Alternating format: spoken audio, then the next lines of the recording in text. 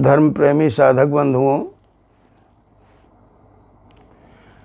हमारे शास्त्रों ने हमें एक बहुत बड़ा आश्वासन दिया है। महापातक युक्तोपि ध्यायन् निमिषम अच्युतम। उसका परिणाम क्या होगा? बोले पुनस्तपस्वी भवति पंक्ति पावन पावना। ये भगवान के भजन का प्रभाव है। कोई महापापी हो, एक होता है पाप, एक होता है महापाप। पाप करने वाला हो या पुण्य करने वाला हो, सुख दोनों चाहते हैं।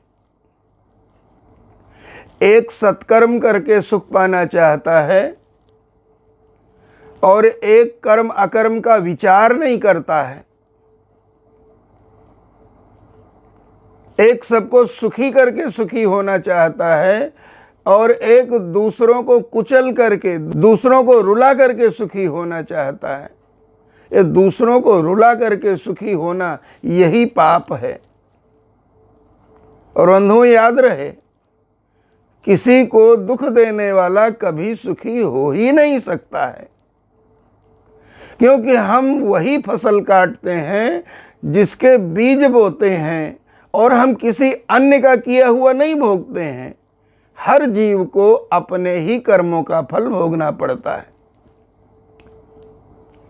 तो जो महापाप होते हैं, जैसे सुरापान है, जैसे चोरी है, जैसे असत्य है, जैसे हिंसा है, महापाप में इनकी गिनती होती है।